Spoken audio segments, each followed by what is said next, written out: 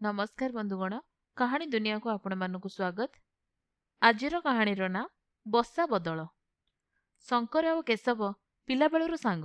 दुहें पाठपढ़ा शेष करी सहर रे जाई चाकरी कले। दुहें दुईटी स्थान रे दुईटी भड़ा घरे रहिले। शंकर सिना केशव सह पिला बेलुर भल मिसी पारुथिला, किंतु अचिन्हा सह चिन्हा हेबा ता पक्षरे मोटे सहज नथिला। केशव कथा अलगा, सी जुआड़े गले सेठाकर लोकंक सह मिसी जाए। सहर रे शंकर जो पड़ारे रही थाए, से पड़ारे अनेक उच्च कर्मचारी थांती। कथारे कथारे सेमाने बाहादुरी देखाउ थांती। प्रथमे प्रथमे शंकर से सबु शुणी सह्य करि जाउथाए, किंतु धीरे धीरे से सबु ताकु असह्य मने ହେଲା। सेई सबु कर्मचारीଙ୍କ स्त्री माने मध्य बाहादुरी देखेबारे कम नथिले। शंकरर स्त्री पाखरे सेमाने सुजोग पाइबा मात्रे आसी बसी पड़ी निज निज स्वामी मानक कृतित्व कथा आउ घरर अभिजात्य कथा गपंती। शंकर स्त्री को भारी अड़ुआ लगुथाए। सेमाने कंचा मिछ गपुथिबार जेतेबेले से जानिला, सेतेबेले थरे अधे सेमानकु धरा पकईदेला। फल हैला, सेमाने शंकर स्त्री को नाना प्रकारे हैरान करबाकू लागिले। ता घरर फाटक भितरकू निज निज गोरु गाई को ठेलीदेले। ता चाकर को थट्टा कले। ता पिलांकु निज पिलांक सह खेलिबाकू देले नहीं। शंकर से घर छाड़ी जिबाकू मन करुथाए, किंतु सेडे भल घर पाइबा सहज नथिला। जोंठारे भल घर मिलुथिला, से स्थान निज कर्मस्थली ठारू बहु दूर थिला। शंकर मध्य मध्य केशव घर को जाई देखुथाए, केशव सह ता प्रतिवेशी माने खूब भल व्यवहार करुछंती। दिने से केशव आगरे ता कथा वर्णना करि सारी कहिला, तम भाग्य भल, तम प्रतिवेशी माने भल लोक, किंतु मो दुर्भाग्य को मो जीवन दुर्विसह हेलाणी।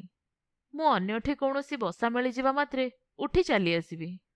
केशव टिके चिंता करी कहिला, भल कथा, अन्यत्र उठिजिबा ठीक हब, किंतु तही पूर्वरु गोटे काम करा जाऊ। मासे 2 मास पई तमे आसी बसारे रुह, आउ मु जाई तम बसारे रहे। ए प्रस्तावरे शंकर आनंदरे राजी हेला। दुहें परस्पर बसा बदल कले। दिने शंकर को ता स्त्री कहिला, तम बंधु को तमे अत्यंत खराब स्थान को पठाईदेल, जाई थरे देखि आस। शंकर जाई केशव बसारे पहुंची आबाक हेला। पड़ोशी माने ता सह अत्यंत भल व्यवहार करुथुबार से देखिला। शंकरर विस्मय भाव केशव लक्ष्य कला, आउ ताकू एकांतरे कहिला, देखिल तो पड़ोशी माने खराब व्यवहार करिबा जेतिकी संभव, भल व्यवहार करिबा भी सेतिकी संभव। शंकर पचारिला, किंतु तते सेमाने एते भल पाइबार कारण कौन? केशव कहिला, कारण आउ किछि नुहे। सेमाने जेतेबेले निज बड़पणिया को नहीं बाहादुरी देखांती, मु मन देई शुणे। केबे सेमानक बाहापियापणा धरा पकईबार चेष्टा करे नाही। फलरे निज निज महत्व मो आगरे जाहिर करिबा निमंते सेमाने मोर बहुत उपकार करंती। आम पिलामानंकु आदर करी मिठाई आउ खेलना उपहार दियंती। मु बिचारा बड़ नुहे, सेमाने बड़, तेणु मो प्रति दया देखाइबा कर्तव्य बोली सेमाने धरि नेइचंती।